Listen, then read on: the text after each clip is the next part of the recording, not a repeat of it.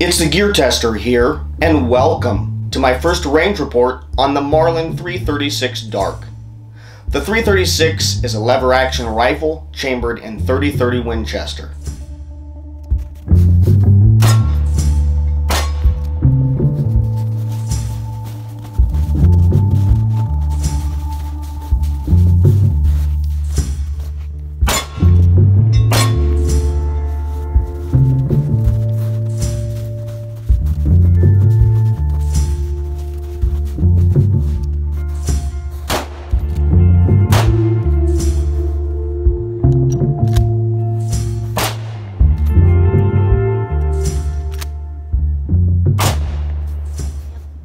So I'm shooting these steel plates very, very close at about 20 yards, maybe even 18 yards. And I've never had this happen. This is a hardened steel plate, and you can see these holes that have gone through. That was armor piercing ammo. But I've had this thing for 2+ years, 2 or 3 years, and I've shot it a lot. And you can see where it's gotten hit a lot in the center. That the .30-30 round, I'm shooting my own hand loads. Okay, but these are to the as close as I can get them to the spec of the Hornady Lever Revolution rounds, and that's punching through this hardened steel that's been abused for a number of years. So that's just an interesting thing to be aware of. .30-30, a lot of people poo-poo the cartridge and they feel it is not that powerful of a round. The thing is this is a powerful rifle round. Not as powerful as .308 or .30-06, but it is a good round, especially at intermediate distances. 100, 200, 250, maybe even out to 300 yards. The .30-30 is a potent cartridge. Lever action rifles like the Marlin 336 or earlier Winchesters were originally manufactured without this little Tang Safety. And so with modern Marlin lever action guns, and the Marlin 336 Dark, okay, is included in that family of guns, they've got a very interesting manual of arms, how you're going to operate this gun and run the safety. The first thing that you need to know about a lever action rifle, if you're not already aware of it, is that this is a manually operated gun. So I'm going to racket, fire, and you need to operate that lever with authority. You're not going to break it, but it's a manually operated gun, and you've got to create the impulse that moves the round out of the tube into the chamber and expels the recently fired round. So you got to work the action with authority. But when it comes to this little safety, we have an interesting conglomeration of safeties going on here. When lever action guns were originally manufactured many, many years ago, they did not have this Tang Safety in them. They operated like this. This would be after the gun is fired. Now this is resting on the firing pin. When I load another round into it, like this, but I don't want to go around with a hair trigger that can just go off. So I would hold this little hammer back, engage the trigger slightly, and bring it forward to the half-cocked position.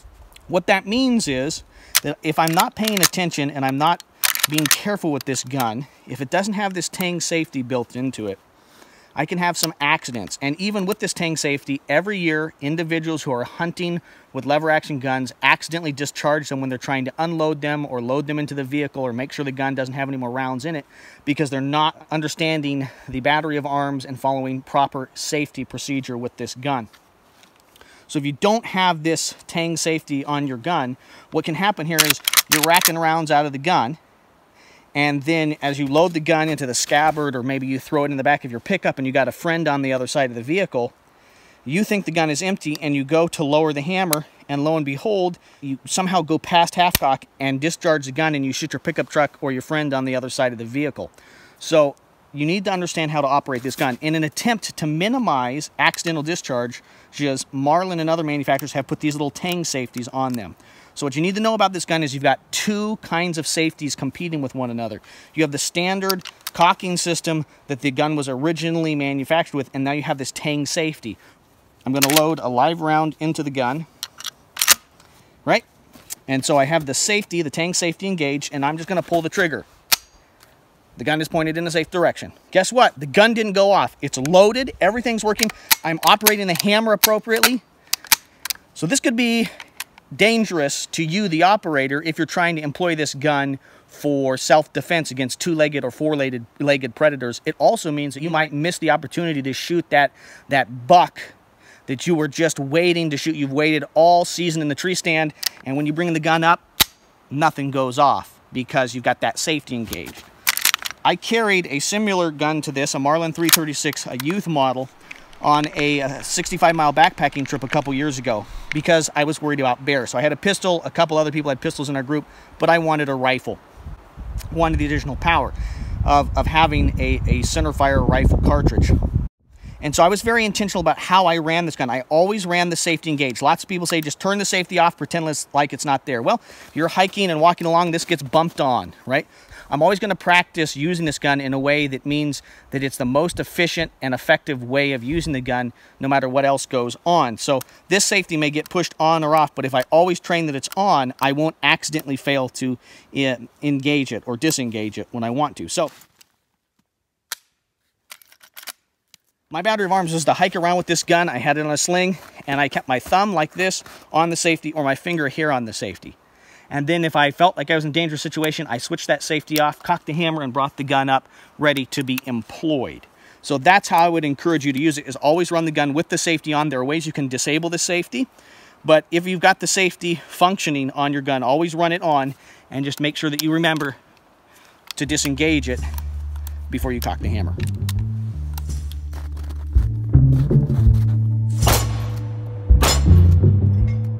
I purchased my Marlin 336 Dark almost 2 months ago. I'm really impressed with this little rifle. Marlin went out of their way to make sure that the fit and finish on this little gun was excellent. If you are considering purchasing one of these compact, hard-hitting carbines, don't delay. It's well worth the money. The shooting I've done in this first range report has been fast and up close. In my second range report, I'll shoot this gun out to 200 yards. Lever action rifles tend to be considered brush guns because they are relatively lightweight and short and are thus more easily maneuvered in thick brush and undergrowth. The speed at which I've been able to operate this gun and achieve quick follow-up shots surprises me. Two features of the Marlin 336 Dark are responsible for this reality.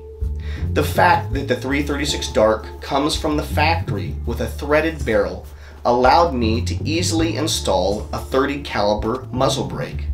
Another extremely helpful feature are the excess Big Dot Peep Sights that came already installed on this rifle from the factory. These two premium features are responsible for making the Marlin 336 Dark easier to shoot effectively. Subscribe to my channel for more quality video reviews on the topics of shooting, camping, and survival gear.